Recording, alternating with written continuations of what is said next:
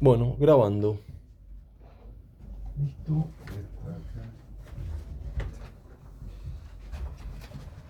Vos vas al final y le digo a Elías que se ponga al lado tuyo. Elías, vení por favor. Al lado de Pablo. Sí, acá que te dé buena luz. Donde ustedes veían, yo me Sí, ubico. ahí al lado del Pablo. Acá. Sí, Pablo, dale.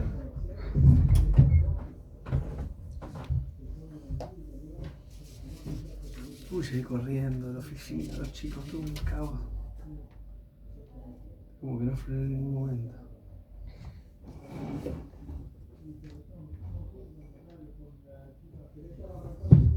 Ahí estamos. Calor. Acá está igual, está bárbaro. No, yo tengo calor. Hay humedad aparte. Y no llovió, que es lo que quería que. Sí, llovió, pero más temprano. Claro, poquito a poquito. Bueno, Sofi, vos ocupate de esto también. ¿Qué apunte?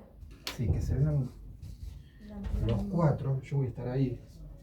Si no, ponerlo lo más atrás posible.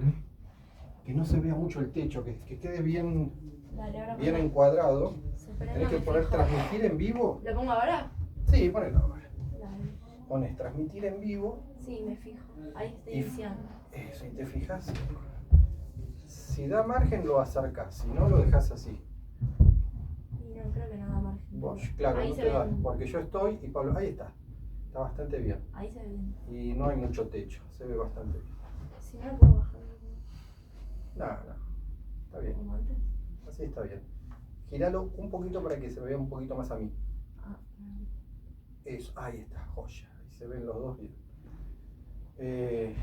¿Se sugiere bajar el volumen? ¿O silenciar el celu? No, está apagado, sí, siempre el silencio. Lo mismo para todos. Gracias por venir, Elías. No, por favor, un placer. Vamos a arrancar un poquito cómo fue que decidiste estudiar Derecho, Vale, buenísimo. meterte en la función pública. Buenísimo. Después, bueno, venimos con el después punche. vienen las preguntas incisivas, las hace Pablo. Tampoco. Está muy bien, Pablo, está muy bien. Pero tenemos algunas preguntitas preparadas que no las vas a En poder realidad manejar. tenemos preguntas por si dejas de hablar. Muy bien, muy bien. Yo soy la maquinita igual. Ustedes párenme. Le hacemos señas todo para hacerla Porque no. llevadera. A veces uno hace una pregunta y dice sí, no. No, no, yo soy más. Y entonces te deja un bache de 10 minutos. Así que bueno, esa es la idea de las preguntas. Tener preguntas porque a veces el entrevistado te dice Sí, no. sí. Chao, se terminó la, Sí, se terminó la pregunta, se vamos de terminó la vuelta. pregunta. ¿Sos culpable? No. ¿Llegó? Ah, muy Llegó. bien. Vení, Adelante. pasa. Vení, sentate. ¿Cómo está, Francisco? ¿Qué es, viejo monstruo? Alejandro Pérez. Vení, toma asiento, por favor. Permiso, ¿eh? Dale, estamos por arrancar. Tocá si no les molesta. Hola, ¿cómo Sí, estás, Elías? Francisco. ¿Cómo te va? A los dos, se sugiere las manos arriba de la mesa. Hola. Y también el tema del celular, Francisco, de sonido bajo, silenciado, Sí, por sí. si suena en plena. Cuidado del trípode porque se Sí, no, toca no. y se apaga. Igual no hay nada. No, ni lo toques porque Pero es no hay. súper Ah, está el celular, no lo vi. Tipo, de esta perspectiva no se ve. Ok. Gracias por venir. No, gracias a usted. Tenemos auriculares. Estos la verdad auriculares más que No, no necesario. hace no hace falta falta, ¿no? auriculares. Si alguien lo quiere Es para usar, escucharte vos mismo. sí, Ah, es bueno, escucharte muy vos bien. mismo, pero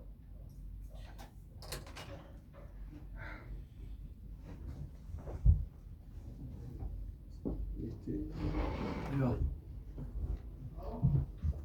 vamos, dale.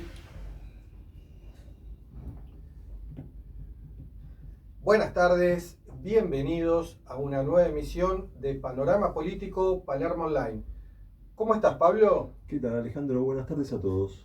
Bueno, agradecemos al equipo de Radio Sónica, a Matías, el operador técnico, agradecemos al equipo propio que nos acompaña, Sofía Recián, a Pablo Santesteban. Muchas gracias, Pablo Rubín, director de Palermo Online, por co-conducir este programa. Y agradecemos a los invitados que hoy nos están acompañando. Nos acompañan el doctor Elías Collado, él trabaja como director de investigaciones en la Fiscalía del doctor Campagnoli. ¿Dije bien? Sí, bueno, técnicamente sí, el cargo es otro, pero Ahora lo comentás vos, Perfecto. te explayás. Y también tenemos como invitado a Francisco Cafiero, dirigente político, actualmente cumple funciones en la Universidad de Lanús. ¿Sí? Sí. Muchas gracias por la invitación, un gusto. Bueno, muchas gracias a vos por venir. Y bueno, Pablo, ¿qué pasó en Argentina esta última semana? Porque el último martes que nos encontramos, veníamos de 2 días después de las elecciones, donde todo lo que dijimos la semana anterior no resultó absolutamente nada. Las consultoras tiraron la pelota fuera de la bandeja. Sí. Hasta los libertarios estaban sorprendidos cuando yo los llamé por teléfono para felicitarlos por el triunfo electoral. Dije, Sí. mira, nosotros también estamos sorprendidos, ni la vimos. Exactamente. Es más, esperaban perder. Con lo cual, por eso los invitados quizás nos puedan explicar qué es lo que pasó ese domingo tan... Bueno, para algunos esta fue una semana, alegría y para otros fue fatal. esta semana ha sido mucho más previsible. Luego del triunfo de La Libertad Avanza, los mercados acompañaron con euforia, bonos, el dólar bajó y demás. Hasta la cripto bajó. Bajó todo. La Bitcoin está por debajo de los $100.000. Hasta bajó la recaudación fiscal, que eso no es bueno. Bajó 3,5 la recaudación fiscal de octubre, significa que hay menos plata en el presupuesto nacional. Pero bueno, como siempre decimos, Panorama Político Palermo Online es un programa que busca reivindicar a la política, entendiendo la política como aquella herramienta de transformación social, la de los partidos políticos, la del sistema democrático en el que vivimos, que si bien es necesaria una autocrítica en cuanto a cierta crisis de representatividad que tiene la sociedad en cuanto a los partidos políticos, no nos imaginamos otra manera de transformar la realidad que no sea en todo caso con más y mejor política, y los partidos políticos deberán darse a la tarea de renovarse o de mejorar sus propuestas electorales y luego de gestión. Así que en ese sentido buscamos que por lo menos la primera pregunta con los invitados tenga que ver con lo personal. No tanto el cargo actual, la función actual, sino por qué, y nos vamos a arrancar con Francisco, ¿cómo fue que te decidiste involucrarte en el mundo de la política? Bueno, qué pregunta. Hace muchos años que milito en política, cerca de 24 años que milito activamente, con mucho compromiso político, social y obviamente personal, ¿no? Sí. La militancia es una forma de llevar la vida. Elegimos ser militantes porque entendemos que hay razones que valen mucho más que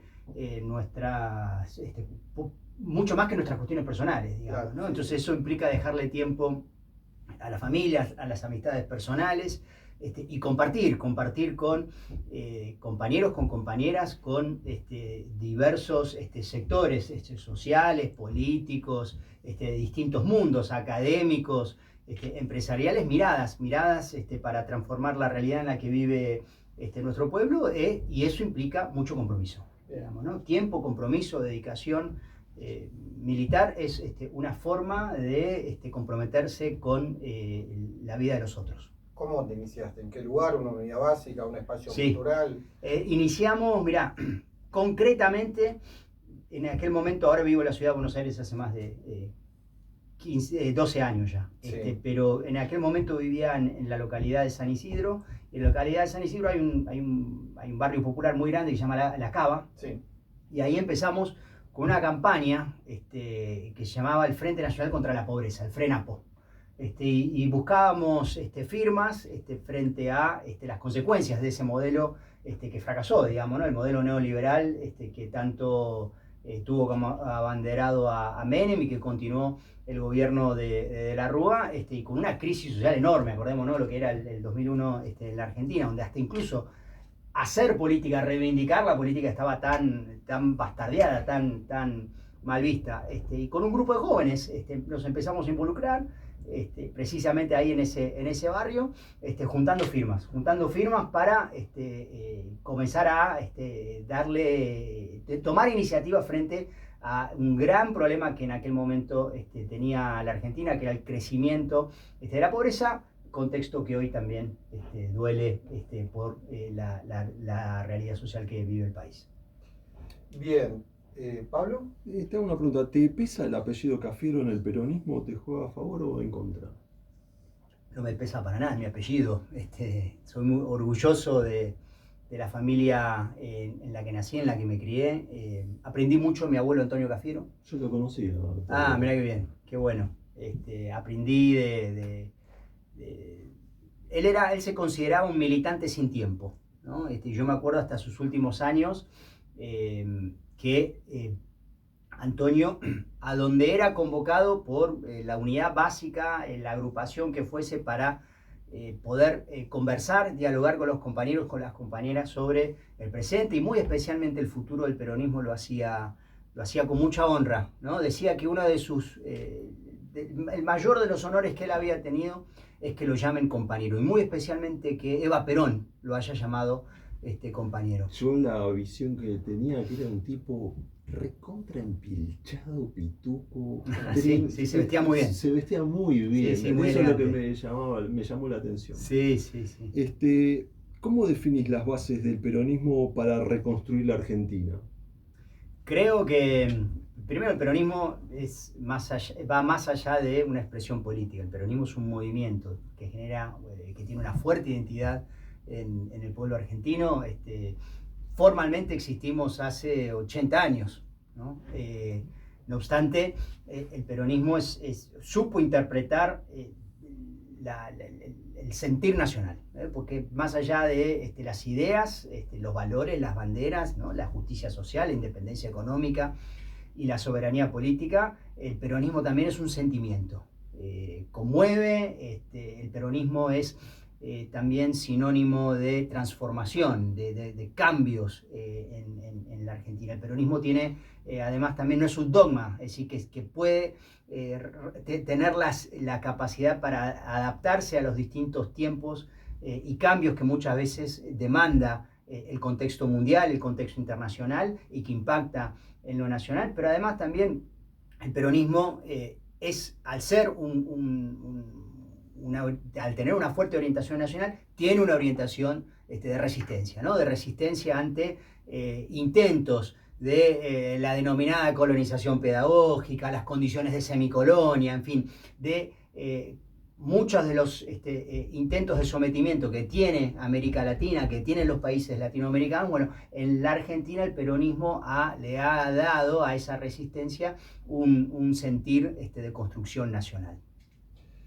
Bueno, vamos con Elías Collado. Dale, a ver. Elías, por lo mismo, en tu caso no se trata de un dirigente político, No. vos trabajás en el mundo de la justicia. Sí. ¿Cómo fue que te decidiste a estudiar Derecho y después a iniciarte en este recorrido por la función pública?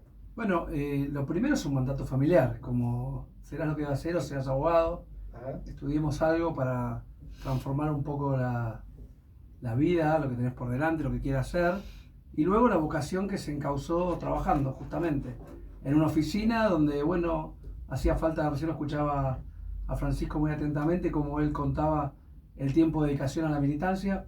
Bueno, nosotros como servidores públicos es muy parecido, nada más que por ahí, en vez de compartir espacios políticos, son espacios de trabajo donde te ibas quedando un tiempo más y veías que ese resultado impactaba directamente en los ciudadanos, entonces encontrabas ahí una gratificación que te permitía seguir creciendo laboralmente o encontrar un método de trabajo que te permita construir equipos, armar. Yo lo veo, como lo contaba él recién de la militancia política, me parece muy parecido a lo que nos pasó a nosotros también. ¿Y cuál fue tu recorrido? Desde la Facultad de Derecho y Desde luego... la Facultad de Derecho, yo soy del conurbano, soy de Hurlingham, entonces cuando venía directamente a la ciudad, hacía todo. Y bueno, venía a la facultad y ya había comido 1 hora y media de transporte, entonces decía, bueno, tal vez habría que conseguir un trabajo por acá. Entonces, en esa búsqueda dentro de la facultad, me enteré que en una fiscalía estaban buscando una posibilidad de quedar como meritorio. Así que fui ahí, golpeé la puerta, me dijeron, no, es en aquella puerta. Abrí una puerta que no debería abrir y me encontré con el funcionario. Y le digo, bueno, venía a ofrecerme para meritorio. Bueno, pasá, vení, ¿qué querés hacer?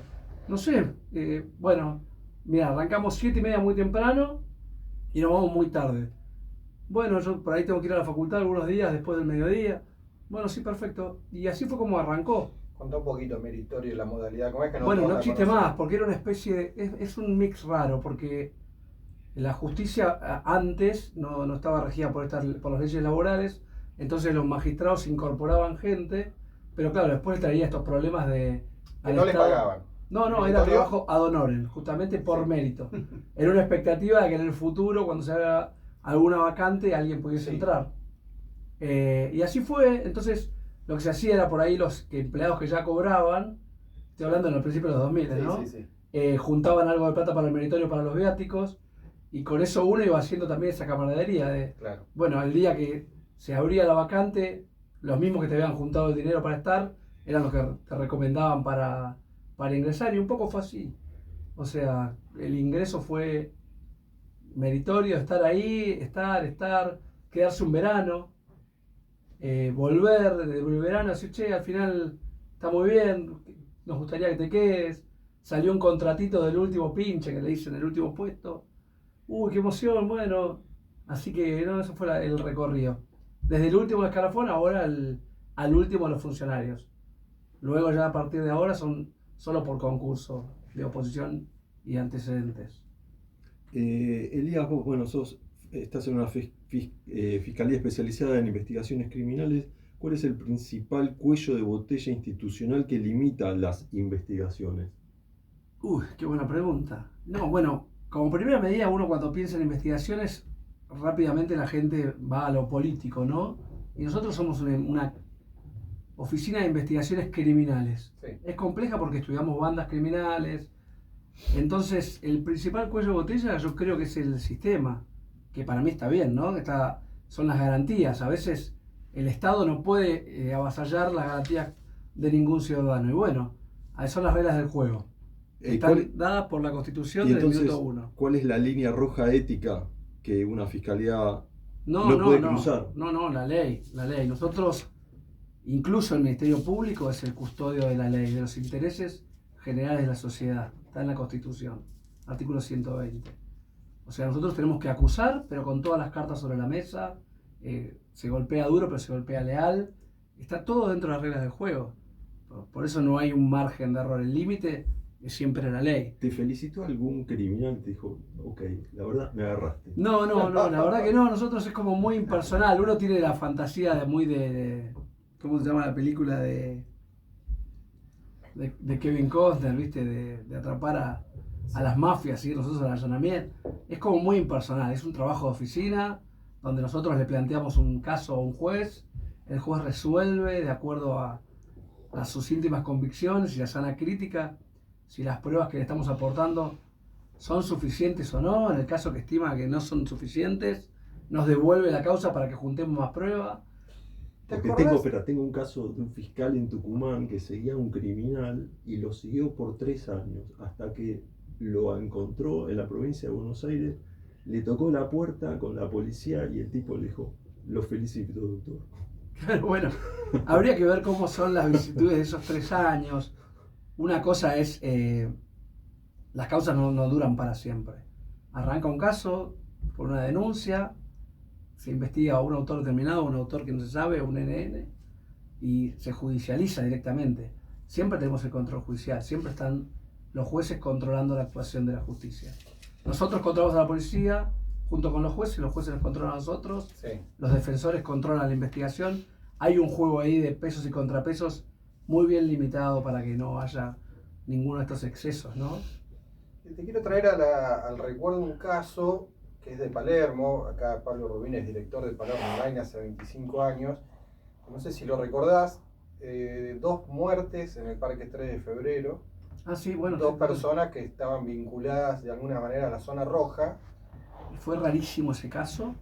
Creo que terminó al fin y al cabo, terminó con una condena, porque habían como muerto 2 chicos en una situación muy extraña. Uno de los fallecidos tenía un teléfono en la mano. Después, cuando se hizo el correspondiente peritaje del teléfono, se verificó que no era de ninguno de los 2 fallecidos, lo que nos daba a pensar de que habían hecho un arrebato, y averiguamos que el teléfono era una persona de una fuerza de seguridad.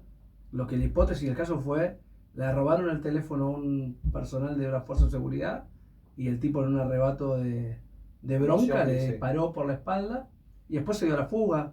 Bueno, los que conocen en la zona de los bosques es como, por ahí de noche es muy oscuro, ¿no? Entonces como que pasó algo así que nos permitió imputar al dueño del teléfono, que justamente era una persona de una fuerza de seguridad. Sí, me acuerdo perfecto.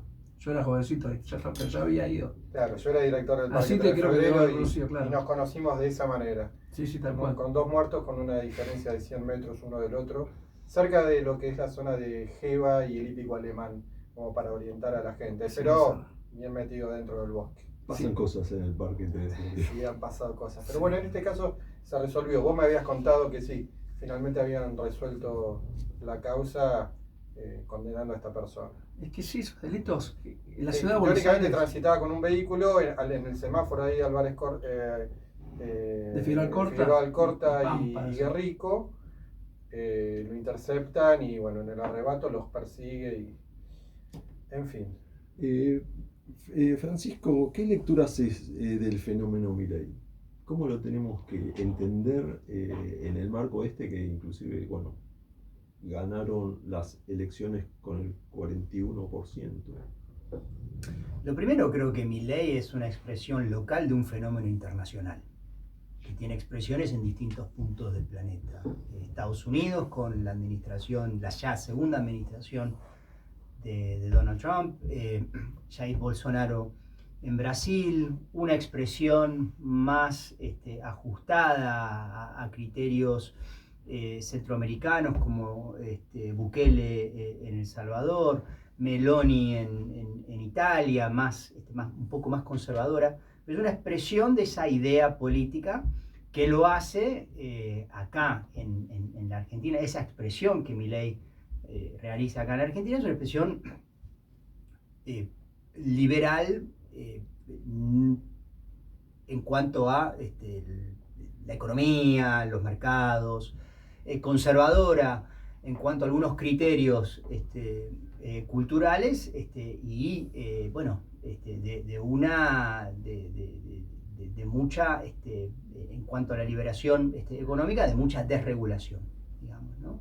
Es un sistema que no estimula la industria nacional, es un modelo que no estimula el consumo y es un modelo que fija ciertas posiciones en cuanto a posicionamiento de su política exterior de dependencia, digamos, ¿no? La Argentina es un país grande. Argentina es el 8º país más grande del mundo, tiene muchas capacidades en cuanto a recursos naturales, la capacidad para darle de comer a más de 400 millones de personas, una condición bicontinental, un litoral marítimo extraordinario, una plataforma continental que es la segunda más grande del planeta. Es decir, es un país, no es cualquier país, y con un posicionamiento producto de las cantidades de productos que la Argentina le exporta al mundo, donde más o menos tenemos de cada $10 que entran al país por lo que exportamos al mundo, 8 dólares provienen de países no occidentales. Digamos, de cada 10 que entran, 8 dólares provienen de países no occidentales. Por lo tanto, poner todos los huevos en una canasta con Estados Unidos, con una prácticamente política de sumisión y de dependencia, que puede salir bien en materia electoral, en una suerte de rescate, ¿no? Y jugando además también, como lo hace ideológicamente, que ninguna política puede tener, estar supeditada en función de la ideología de una persona, como lo hace Milei con el Estado de Israel, bueno, me parece que a la Argentina la posiciona en un lugar de mucha debilidad y dependencia, ¿no? Entonces, para explicar este fenómeno, ¿cómo lo sintetizo? Se suspendió una estación espacial en China, en San Juan. En Argentina. La estación espacial china en Argentina, en San Juan.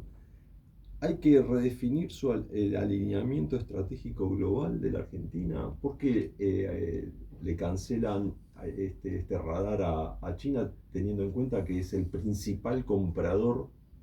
Si las exportaciones son... China es el primer socio comercial. Segundo. Primero Brasil. Sí. Pero Brasil, no pasó en estos meses que China se transformó en el primero. No, la Argentina tiene un fuerte déficit en la balanza comercial con China, y de hecho a partir de las políticas de regulación y apertura que ha hecho indiscriminada, ¿no? Milei, son cada vez más los productos chinos que entran a la Argentina. Productos chinos de alto nivel de complejidad, industrializados, tecnológicos. Los autos chinos. ¿Vieron cómo ha cambiado el parque automotor? Sí, sí, sí. Por lo menos acá en el Gran Buenos Aires, producto de autos híbridos especialmente, y cada vez más eléctricos que van entrando de la República Popular China. Pero eso no es, lo que hablabas de San Juan, no es una estación espacial. Eso es un telescopio. Eso es parte de una cooperación científica a partir de un acuerdo que se firma, si no me equivoco, en el año 2014, entre el CONICET, la Universidad Nacional de San Juan, la Academia de Ciencias de China, en el marco de un acuerdo estratégico integral que la Argentina firma con China también en el año 2014. Eso le permite a la ciencia argentina tener capacidades científicas, tecnológicas en cuanto a la investigación del espacio profundo, y era parte de la cooperación entre universidades, entre cuerpos, instituciones científicas. Esta política de alineamiento irrestricto que Milei hace en el orden internacional con los Estados Unidos evidentemente restringe las capacidades de soberanía de la Argentina de poder cooperar con los países con los quienes la Argentina considera, o sectores del conjunto de la sociedad argentina consideran estratégicos con quien cooperar. China es un poder importante en el mundo, es la segunda economía más importante del planeta, la que más rápido crece y la que en el campo de la tecnología, por sobre todas las cosas, teniendo en cuenta esta cuarta revolución industrial a la que estamos atravesando, es la que más rápido avanza en cuanto a robótica, inteligencia artificial. Y sí, China tiene capacidades espaciales, es decir, China tiene la capacidad para enviar hombres y mujeres al espacio. No cualquier país tiene esa capacidad, por lo tanto, perder, o mejor dicho, generar desconfianza en función de los acuerdos firmados, porque la Argentina está dando marcha atrás, bueno, es un costo muy grande para la reputación argentina en la política exterior. Bueno, estamos llegando a mitad del programa. Mirá. ¿Te parece que vamos con los auspicios comerciales y volvemos? Dale. Muy bien. Sofi, gira un poquito la nota para que se vea acá. Al revés. Un poquito más. Ahí. No, más. Así te vas a ver ¿Qué va a cuando pasar te con sacas ese sentado. telescopio? ¿Le Ahí está. cancelan? Yo Sí. creo que dice que lo pasaron a defensa, entonces ahora depende de Petri y Petri no sé, o sea, defensa no se lo va a habilitar. Porque hicieron como. Ahí se ve. Ahí sí hubo un cambio, en realidad es un arrezo del jefe de gabinete de Francos, que dice que toda decisión administrativa tiene que pasar de ahora en más por el aval de defensa. Esto en realidad radica, porque en nuestra gestión yo fui secretario de defensa, cuando estábamos con Tayana, nos enteramos de que había en la isla de Tierra del Fuego los intentos de una empresa de capitales norteamericanos y británicos queriendo instalar un radar El radar de vigilancia de basura espacial. Ah, mira. En Tierra del Fuego, lo vas a poner 600 kilómetros de las Malvinas, Claro. digamos, era mucho. Estratégicamente es un error. Estratégicamente es un Para de error. acumular. Pusimos el grito en el cielo y eso se frenó. Evidentemente, con todos estos acuerdos que van teniendo con Estados Unidos, esto no es información, es, digamos, un análisis. Sí, análisis de lo que va pasando, tal cual. Y bueno, che, nos preocupa la cooperación que tiene Ahí con volvemos, China. chicos. Y Bueno, ahí volvimos, luego de los auspiciantes, a quienes les agradecemos profundamente. Agradecemos a Midas Peluquería, salón de belleza espectacular en el barrio de Palermo, en Escalabrino Ortiz 3174, con los mejores profesionales y los mejores productos. Agradecemos a Imanes Magneto, todo tipo de imanes comerciales, lo puedes encontrar en www.imanesmagneto.com.ar. Y agradecemos al doctor Recián, Mariano Recián, y a su administración de consorcios, porque en la ciudad de Buenos Aires hay muchos edificios y hay muchos consorcios, ¿no, Pablo? Sí, y si tenés algún problemita, lo llamas a Mariano y te baja las expensas. Ah, así de fácil. Así de fácil. Bueno, nada, así que también lo podés encontrar en Instagram, buscalo como Administración de Consorcios del doctor Mariano Recián. Y bueno, volvimos del bloque, del corte. Nos acompaña Sofía Reisian, ¿sí? ¿Cómo estás, Sofía? Bien, Ale, vos. Bien, muy bien, muy bien. Bueno, sabemos, Sofía, que hace 10 días, en las últimas elecciones, fuiste fiscal por primera vez en tu corta vida, ¿sí? Quería que nos cuentes un poco cómo fue esa experiencia, desde llegar temprano, la relación con el presidente de mesa, con los fiscales de otros partidos políticos y con los vecinos. Bueno, nada. Yo llegué bien temprano con mi papá, me tuve que despertar más o menos a la misma hora que me despierto para ir al colegio, así que eso no fue un gran sufrimiento para mí. Lo que sí, conocí un barrio nuevo porque tuve que ir a fiscalizar en un colegio de Parque Saavedra, que no es un barrio al que yo ¿Conocías? suelo ir. Uh-huh. Entonces, eso sí fue algo nuevo para mí. El colegio me resultó como muy distinto al mío, entonces me sorprendió, pero bueno, nada, no es algo que me cambie tampoco. Después hubo un tema que fue que tuve que ir a votar a otro colegio lejos, o sea, más o menos. Por suerte estaba mi papá, me llevó en auto y volví a fiscalizar, pero me tuve que ir en un momento, lo cual para mí fue un problema porque no... Yo vi que la presidenta de mesa, por ejemplo, votaba en el mismo colegio en el que, ejercía. Sí, la justicia electoral a los presidentes de mesa los asignan donde votan.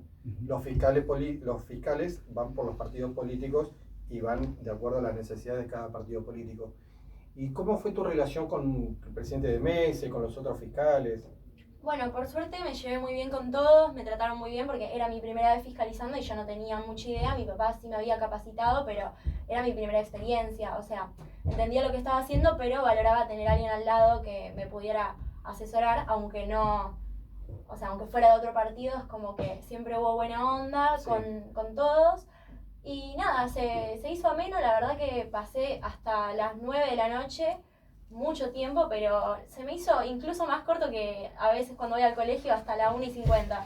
Así que la verdad Qué que... buena comparación. No, que parece que la boleta única evitó mucho la conflictividad. Uh-huh. O sea, en el sentido de que con el antiguo sistema los fiscales lamentablemente se estaban peleando de las 7 de la mañana Claro. para ver a dónde ponían las boletas. Sí, Obvio, aguantaba. no hubo que faltaba. recurrir ningún voto tampoco en mi mesa, por lo menos, entonces como que no hubo ningún problema con eso. Nos llevamos muy bien todos y la gente también muy, muy amable, nos traía cosas para comer. Si bien ya nos habían traído, o sea, cada partido tenía como su vianda, Sí. no era muy rica que digamos, a mi Bueno. parecer, entonces nada, bien. valoré que la gente trajera. Yo fui por la Junta Electoral, por la Claro. Cámara Electoral de la José Servini, acá en la ciudad, pone funcionarios delegados, Sí. o sea, a cargo de colegios o de regiones. Y nada, nos pasó eso un poco. Mucha gente joven, lo celebro también, muy bueno, pero poca conflictividad, te diría nula, absoluta. Bien. Un solo voto recurrido y a las 8 de la noche, chicos, no se pongan nerviosos, contemos de vuelta, Claro. dan los números, perfecto, estoy muy, muy, muy tranquilo. ¿Podríamos decir que fue saldo positivo la experiencia? Sí, obvio, para mí sí, lo volvería a hacer incluso. Qué Bien. bien. Bueno, felicitaciones. Bueno, Gracias. muchas gracias, Sofía, por Gracias este a vos. momento. Vamos a seguir. Yo te veo que te frotas las manos, Pablo, Sí, pero porque- permitime seguir con Elías. Dale.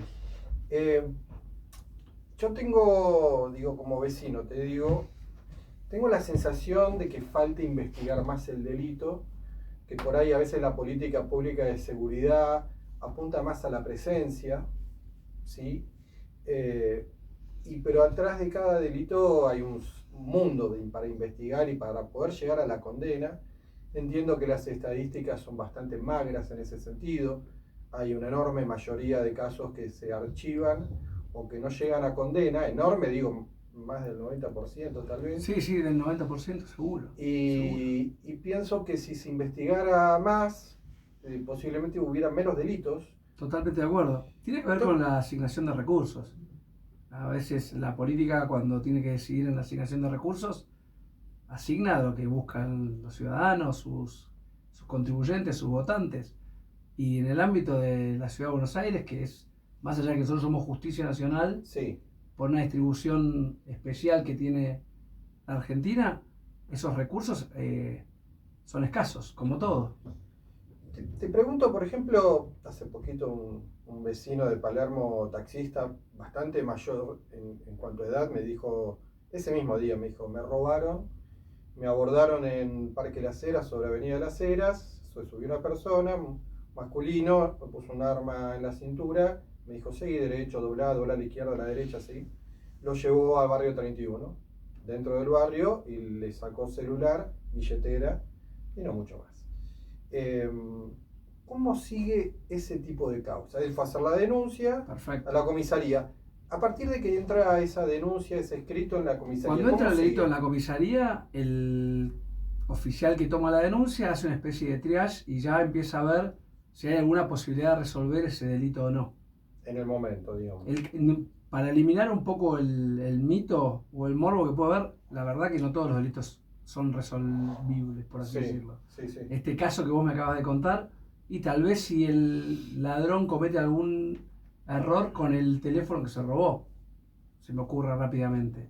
Tal vez si subió en un lugar donde había cámaras que le estén tomando la cara. Sí, Tal vez, no sé, como usamos siempre, si pagó el colectivo con su sube a su nombre. Son pocos elementos y en cuanto a eso hay que pasarlos por ese triage de importancia, cantidad. Si en un mismo turno, que los turnos son cada 10 días, de una comisaría con una fiscalía con un juzgado, hubo 2 abusos sexuales, 2 homicidios, un femicidio, lesiones graves, sí. una quiebra fraudulenta o cosas por el estilo, y bueno, tal vez la discrecionalidad está hecha en resolver los casos que tienen autor identificado. Pero por eso, él toma la causa, toma la denuncia y... Toma genera la el denuncia escrito. rápidamente ¿A y dónde? se llama por teléfono y dice, doctor, tuve un caso de robo en el barrio 31. Bueno, ¿hay cámaras en el lugar? ¿La persona podría reconocerlo, devolverlo a ver? ¿Qué le sustrajeron? En cada denuncia hay ese... En cada denuncia se llama la contacto. consulta telefónica, Una exactamente. consulta. Un robo a una casa, rápidamente. Entraron a robar un departamento, lo vaciaron entero. Entonces el magistrado o el funcionario, vía teléfono, dispone de las primeras medidas. Por ejemplo, bueno, llame a la división rastros que vaya a ver si levantamos alguna huella digital. Fíjese, por favor, en la esquina si hay cámaras de seguridad. Entrevístese con el vecino de arriba y el vecino de abajo, a ver si escucharon un ruido para determinar la hora cierta, por ejemplo. Claro. Una familia vuelve de vacaciones y encuentra que le rompieron la puerta e ingresaron. Tenemos que establecer cuándo fue, por ejemplo. Esos delitos. Nosotros tenemos obligación de llevar adelante todos los procesos penales. No hay ninguno que se pueda dejar para después. ¿Cuánto queda esa causa? Pero en te la quiero hacer comisaría? la aclaración Dale, dale. de que además de esos delitos sin autor identificado, están aquellos delitos donde atraparon al autor Sí. del hecho. Y ese hecho también hay que llevarlo adelante. Claro. Llevarlo a juicio, que el autor sea sometido a proceso, con todas las garantías, en tiempo y forma, para que pueda ser llevado ante el juez y el juez determine si es culpable o inocente. Elías, son 2 preguntas. ¿Cómo se decide si una causa pasa a ser compleja y la legislación penal argentina está preparada para afrontar los desafíos del crimen del siglo XXI? ¿Qué, cómo y por qué hay que cambiar y qué hay que modificar? Bueno, muy interesante. La primera pregunta, ¿Cómo se decide si una causa pasa nada, a se compleja? hace una especie de análisis de probabilidad, si es posible resolverlo o no con las pruebas que hay rápidamente. ¿Hay imágenes? Nosotros nos preguntamos rápidamente. ¿Hay imágenes para analizar? Tenemos muy buenos sistemas de recofacial acá en Argentina, a cargo de la Policía Federal, la Policía de la Ciudad tiene algo muy bueno, y la Policía de la Provincia también. Los que hacemos justicia criminal, investigaciones criminales, no tenemos mucha jurisdicción en cuanto a la política, digamos. Si yo tengo un delincuente que es de provincia que vino acá y le pregunto a mi colega de provincia, me responde rápidamente, los de capital igual, Sí. la Policía Federal, la Policía de la Ciudad, la Policía de la Provincia, todos trabajamos y ejecutamos convenios todo el tiempo de la mejor manera. Por eso yo a veces veo que por ahí los gobernantes están un poco en una disputa política y nosotros estamos todo el día. Me hacía acordar a Quirós, el médico, Sí, sí. que él decía, bueno, se siguen peleando en la época de la pandemia, bueno, Sí, se sí. siguen peleando, pero yo ejecuto convenios, estoy todo el día trabajando con mi par de la Claro. provincia de Buenos Aires y de Nación, y a nosotros esa parte de la política no nos pasa, porque somos como los bomberos que estamos todo el día trabajando en el incendio, ¿viste? Y la Franci, segunda de los a ver, delitos Sí, los delitos del sí, siglo son XXI. más complejos. Me parece que, como todo, son delitos de bandas transnacionales que requieren alguna información. Lo que estamos trabajando nosotros acá está recién replicando una base de datos en Estados Unidos, en YouTube, en Palo Alto, y para poder averiguar a dónde va una transferencia, no sé, una criptomoneda, como es imposible que podamos resolverlo solamente con la justicia local. Necesitamos cooperación internacional, cooperación nacional, interprovincial, interjurisdiccional todo el tiempo. Francisco, vamos un poco al plano personal. Hoy estás cumpliendo una función en una universidad, también trabajaste en el gobierno nacional, en tiempos de Alberto Fernández. Hacia adelante, ¿cuáles tus expectativas? Hoy estás trabajando por algún tipo de proyecto personal, agrupacional, estás haciendo política en Ciudad de Buenos Aires. Contanos un poquito eso. Trabajo en la Universidad Nacional de Lanús, ahí dirijo el Instituto de Asuntos Internacionales y Estudios Políticos Manuel Ugarte. Además doy clases en el grado, para estudiantes de grado, y doy clases para estudiantes de posgrado.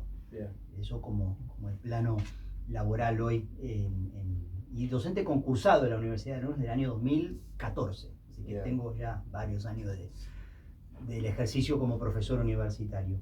Milito en la Ciudad de Buenos Aires, en el peronismo de la Ciudad de Buenos Aires. El peronismo de la Ciudad de Buenos Aires está conformado por muchas agrupaciones.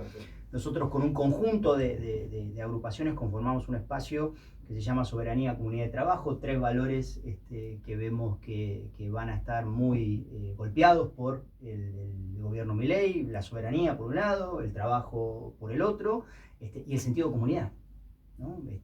Como el individualismo exacerbado, impulsado además también por mucha impronta de violencia, ¿no? Sí. mucha violencia, bueno, va a romper muchos lazos de la comunidad. Frente a eso, bueno, hay que pararse con valores, con ideas, y esta es un poco el espíritu que fuimos armando con varios compañeros y compañeras. En las elecciones de mitad de término de mayo, Sí. acompañamos con mucha fuerza, con muchas ganas a Leandro Santoro. En estas elecciones acompañamos todo el proceso, todos nuestros candidatos de Fuerza Patria, a Mariano Recalde, a Itaí Hackman, a Kelly Olmos. Es decir, ese es nuestro ámbito. ¿Qué pienso que el peronismo tiene que hacer por delante? Primero, poner las cosas sobre la mesa. Fue una elección compleja esta. No nos olvidemos que la principal referente del peronismo, Cristina Fernández de Kirchner, está injustamente presa y proscripta. Entonces eso hace una situación muy compleja hacia dentro del peronismo, con tensiones internas, que no hace, si no estoy diciendo nada nuevo con esto. Ahora, ¿qué creo que tiene que hacer el peronismo? A ver. Mira, algo parecido a lo que hizo Deng Xiaoping en 1978 con el Partido Comunista de China: reforma y apertura. Es decir, sin negar las banderas, sin negar la filosofía, la idea ni las convicciones. Sí creo que necesitamos una reforma en cuanto a nuestras formas de hacer política. Sí creo que el peronismo necesita un largo y profundo debate interno hacia dónde le propone al conjunto de la ciudadanía ir. Sí creo que nos debemos un debate, además también en nuestra forma de hacer política, en cuanto a cómo nos vinculamos, cómo nos podemos apropiar cada vez más de las tecnologías, del uso de las tecnologías. Por ejemplo, Milei, a contramano de lo que pensamos nosotros, fue muy efectivo en las redes sociales. Sí. Es decir, él se siente muy cómodo. ¿Y por qué nosotros no podemos no sentir cómodos ahí si tenemos mejores ideas que las de Milei?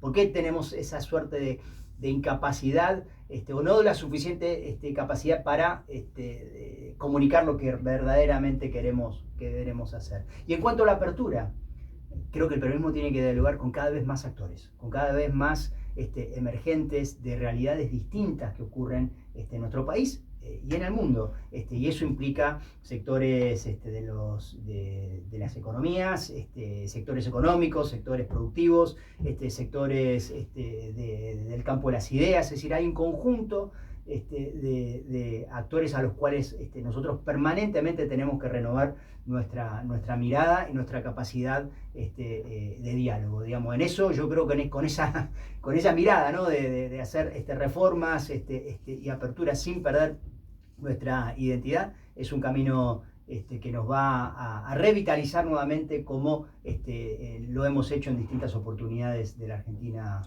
al movimiento. Francisco, en esta apertura vienen las preguntas. ¿Cuál fue el mayor error, en tu opinión, que cometió el peronismo en estas últimas elecciones y en la última década?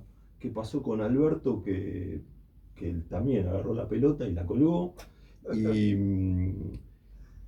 Y si el peronismo quisiera captar el ascenso a estos nuevos sectores sociales, ¿qué mensaje diferenciado debería articular? Bueno, 2 o 3 cosas en relación a esto. Con respecto a estas últimas elecciones, creo que nos propusimos como la fuerza política con la mayor capacidad para ponerle un freno en el Congreso a Milei. Ahora, creo que... Te interrumpo, ese mensaje no fue efectivo. Frenamos a Milei, finalmente no fue objetivamente eficaz. No fue lo suficientemente eficaz para ganar, pero fue lo suficientemente eficaz para sacar 30 puntos en la ciudad de Buenos Aires, fue lo suficientemente eficaz para sacar más de 40 puntos en la provincia de Buenos Aires, donde veníamos de la elección del 2021, que habíamos sacado 38 puntos en la provincia de Buenos Aires y 24, 25 puntos en la ciudad de Buenos Aires. Claro que los contextos cambian, fue una elección que el gobierno la planteó como una suerte de balotaje, ¿no? Entonces... y además también el condicionamiento Trump en el medio, ¿no? Y mucha gente que al fin y al cabo dijo, la estoy pasando mal, no me gustan esta gente que nos está gobernando, pero no quiero estar peor, porque se instaló esta idea de que si ganaba el peronismo, el dólar se iba a ir para las nubes y caos y demás. Eso además también demuestra la inestabilidad del propio sistema económico, el propio modelo económico del gobierno. Entonces yo creo que nos faltó ahí dar ese paso más de contar, frenamos y proponemos esta agenda legislativa, digamos, ¿no? Pero ¿cuál es el nuevo mensaje de esta nueva apertura, revolución china? No, yo hablo del concepto. Sí, no, reforma claro, y apertura es una idea. Pero esa reforma ¿Cuál es al PC chino no solamente le vino bárbaro, sino que hoy se ven las nuevas fábricas directamente sin trabajadores, está todo automatizado. Sí, y es el país que más gente sacó de la pobreza en el planeta. Más de 750 millones de chinos, desde que se inició la política de reforma y apertura, salieron de la pobreza, y China ha erradicado la pobreza extrema en su país. Entonces, ¿el peronismo qué tiene que aprender de todo El peronismo esto? tiene, primero, el peronismo, nosotros vivimos, vuelvo a insistir, en un gran país. La Argentina no es cualquier país, es un país que le ofrece al mundo mucho lo que el mundo demanda. Tenemos un país con un capital, con un recurso humano extraordinario, 63 universidades nacionales, públicas, gratuitas, de calidad, un sistema científico hoy muy ajustado, muy golpeado por la no inversión que hace el gobierno nacional, pero que tiene un potencial enorme, ya lo hemos demostrado. Digamos, ¿no? Cuando crujen las circunstancias, en la pandemia, por ejemplo, hoy ya la Argentina es un país que puede ofrecer su propia vacuna.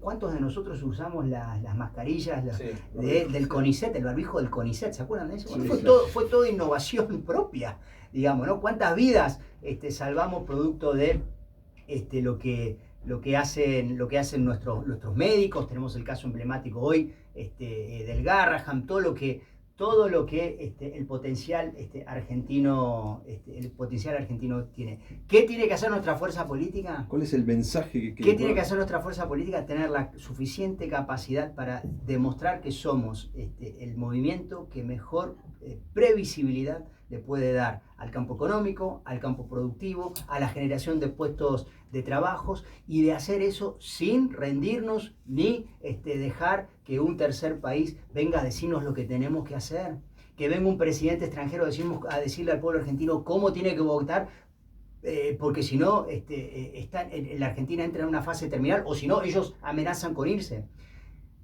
Hay un problema enorme que tenemos en el peronismo, que es producto de las propias circunstancias injustas en la que está Cristina, y dado también la derrota del 23 y el propio contexto en el que está el peronismo, que nos falta tener una voz unificada. Una voz que le diga al pueblo argentino, hacia acá vamos. Por ejemplo, el 14 de octubre, cuando Milei se junta en la Casa Blanca con con el presidente de los Estados Unidos, y en esa conferencia de prensa inédita, ¿no? Porque estaba a espaldas, las cámaras a espaldas de Milei, y nunca hubo una cosa de pares, digamos, ¿no? Milei parecía una suerte de ministro más de la administración de Trump. Frente a eso, ¿qué decimos? ¿Dónde está nosotros entendemos cuáles son nuestros valores, cuál tiene que ser nuestro posicionamiento, pero cuál es la voz que unifica el mensaje de todos los compañeros y de las compañeras? ¿Y cuál es? El que no nos vamos a someter a nada que perjudique al conjunto del interés nacional, a nada que perjudique al conjunto del pueblo argentino, que no vamos a permitir eso, que entendemos que tenemos los suficientes recursos para salir adelante de esta crisis y que tenemos que apostar por nosotros mismos. ¿Y cómo tenemos que entender a Jaldo, que fue por el peronismo y al otro día fue y se sentó con todos los gobernadores a... ¿Por qué tiene responsabilidades institucionales, Jaldo? Porque debe estar recontra asfixiado como deben estar los 24 gobernantes, porque este gobierno no ejerce el federalismo.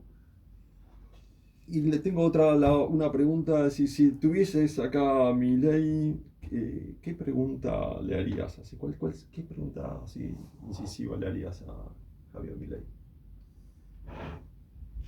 Le diría que la justicia social no es un delito, que ningún país sale adelante sin justicia social, que ningún país sale adelante sin invertir en la ciencia y en la tecnología, que ningún país sale adelante en condiciones de sometimiento, que ningún país puede crecer sin generar puestos de trabajo genuinos en la Argentina.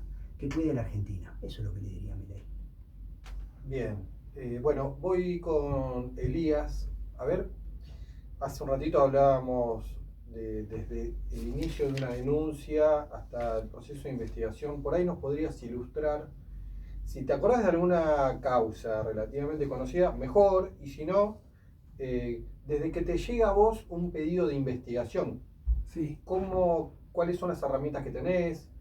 Bueno, de la lo causa, primero que ¿no? hacemos es delimitamos qué tipo de delito es y qué modalidad delictiva es. O sea, son muy diversos, ¿viste? El Código Penal define un robo a aquel que utiliza la fuerza para sustraer, apoderarse de algo que no le es propio, Sí, ¿no? Pero puede ser lo mismo, aquel que rompe una ventanilla de un auto para sacar un estéreo, como aquel que entra con un arma a robar un comercio. Los dos son robos. sí, Un robo con arma puede ser el tipo que entra a un banco a robar un banco, o aquel que entra a una casa y toma una familia de rehenes. Entonces, primero, para discriminar qué tipo de delito es, hacemos una especie de triage, como les comentaba anteriormente, y discriminamos la modalidad delictiva. Por ejemplo, no sé, muy en boga hasta hace un ratito tuvimos salideras bancarias, por ejemplo. Con estos altibajos que hay en la economía y tipo de cambio y la construcción y que la gente necesita pagar cosas, y a veces son cifras astronómicas, sí. vienen al centro, a la City porteña, hacen una extracción, se arriesga a la gente a manejarse en efectivo, Y físicamente es un llevar peligro, mucho por lo dinero pronto, es... o sea, si puedo hacer una recomendación a tu audiencia, que no se manejen con esas cantidades de dinero, pero bueno, la gente lo hace, Sí, en definitiva. Salen del centro de la ciudad, de la City, y cuando llegan a un lugar, son seguidos, y cuando llegan a un lugar más de la periferia, son asaltados rápidamente por estas bandas que hacen salideras, como decimos nosotros, bancarias. En ese caso usamos todas las herramientas que tenemos. Lo primero que verificamos es de dónde salió, de qué lugar salió, para poder establecer si lo siguieron. Utilizamos las herramientas de los lectores de patentes que están instalados por toda la ciudad, las cámaras también. Se le pide al juez que nos autorice las comunicaciones telefónicas también, no para escucharlos, pero sí para saber quién estaba en ese lugar y en el centro de la ciudad, del recorrido. Esa es una metodología que usamos, por ejemplo, para investigar salideras bancarias. En el caso de las entraderas, lo que te comentaba hoy, de las cámaras del lugar, establecer una fecha cierta, establecer si hubo huellas digitales o no, si fueron directamente a un lugar específico para ver si alguien sabía antes que tenía alguna suma de dinero, alguna joya en especial, abusos sexuales, que también tenemos un montón. Ahora cambió la ley, tenemos el Registro Nacional de Datos Genéticos de Abusadores Sexuales, que se amplió a delitos graves, que se va llenando poco a poco con perfiles genéticos de autores, que para mí va a ser muy próspero, porque fue probado acá en un par de provincias, En Argentina funciona bastante bien. La gente le va perdiendo el miedo a esta identificación por ADN, que no tiene nada estigmatizante porque nadie puede saber por un código numérico, alfanumérico, de quién es el ADN que se extrajo, y termina aportando una respuesta a la sociedad que es como comenzaste vos preguntando cómo se puede dar una mejor respuesta. Bueno, estas son herramientas que pueden dar mejor respuesta.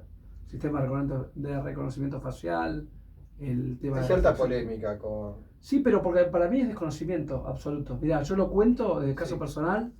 Tuvimos un caso de un abusador serial en el 2013 en el barrio de Núñez y Villa Urquiza. 9 hechos, de los cuales 7 tenían ADN. La víctima, una de las víctimas, una de las 9, va a la Policía Federal en aquel momento, que tenía jurisdicción, le muestran un montón de fotos, termina indicando a un tipo. Fue este, dice. Perfecto. A la policía le avisa al juez, reconoció a esta persona, una persona en la provincia de Buenos Aires, lo que se llama un perejil, pero con Sí. todas las letras. Fueron, lo trajeron al tipo procesado. Quédate con ese dato. Otra de las víctimas está yendo a la fila de la discoteca un tiempo después, reconoce al autor de su violación.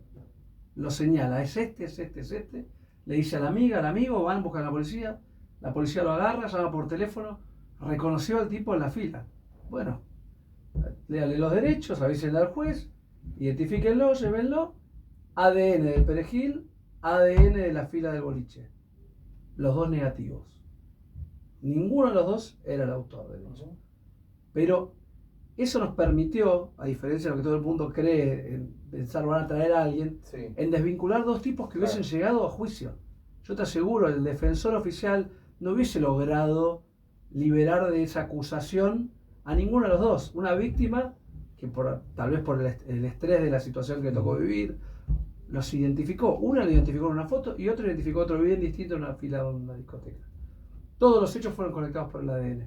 Supimos que era el mismo autor porque le había dado el autor positivo al que cometió materialmente los hechos y conectó todos los hechos seriales.